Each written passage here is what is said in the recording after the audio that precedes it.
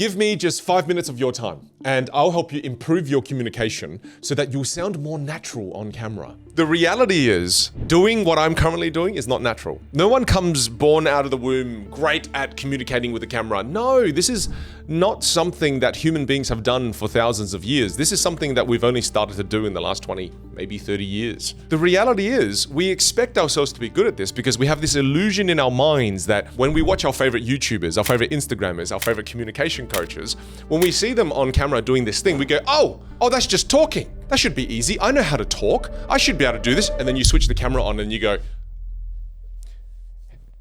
can you hear, is it? And then you're just extremely awkward and you go, what the frick?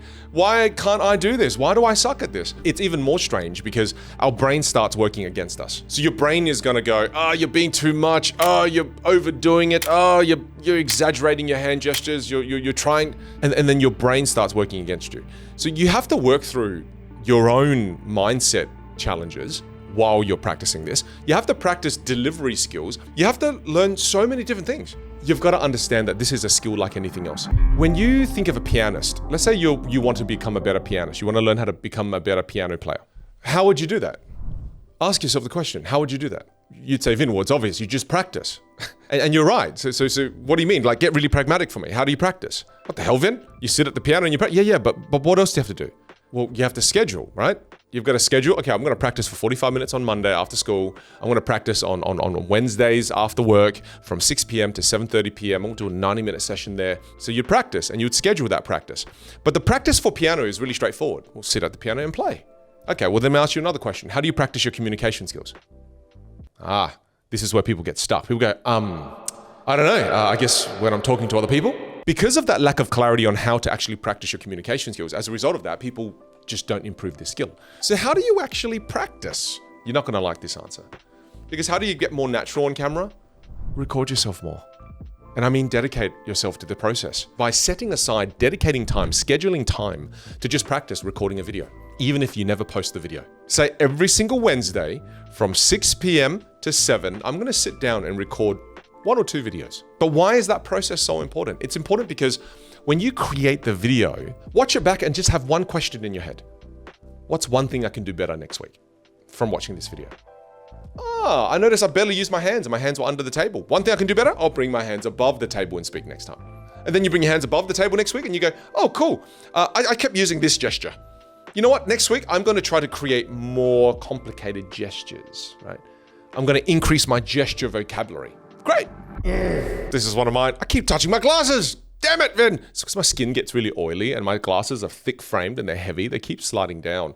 Damn you, oily skin. It's an oily skin thing. And only my oily skin friends will know what that feels like and is like, and then also who wear thick frames.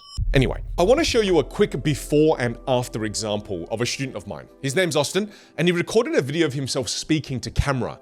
And within just a few weeks, not even months, just a few weeks of recording and reviewing himself, I want you to watch the difference, hear the difference, and feel the difference in energy. When you have 10 seconds of toxicity, don't waste the 86,390 seconds you have left. Don't waste the rest of this precious, special, and amazing gift we've been given of life.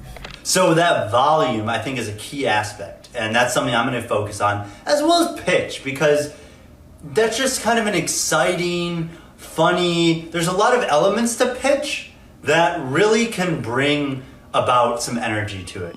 Oh, I'm so proud of you, Austin. I'm so proud of you. This was such an incredible record and review session. Now, you see, in the first video that he did, Austin recognizes that, I don't have enough volume there. I need to have more volume and I also need more pitch variety. And in the second video, he immediately injects those two qualities in and it completely transforms the way he comes across. And this is more subtle, but I don't know if you noticed it. In the first video, he also noticed that when he was sitting down, he came across a little lethargic, low energy. So in the second video, when he stood, what did that do? That allowed him to use more of his body language. That also allowed him to come across with more vitality and energy. Can you see how powerful it is just going through that record and review process just once? He made 3 changes and it completely transformed the way he came across. Now, the question that you might be asking yourself at this point is, Vin, how do I know what to look for when I'm watching my videos back? Last month, I created a brand new workbook that's completely free, that's going to take you through this exact record and review process that's going to tell you what to look for. You can download this PDF just by clicking the link in the description below.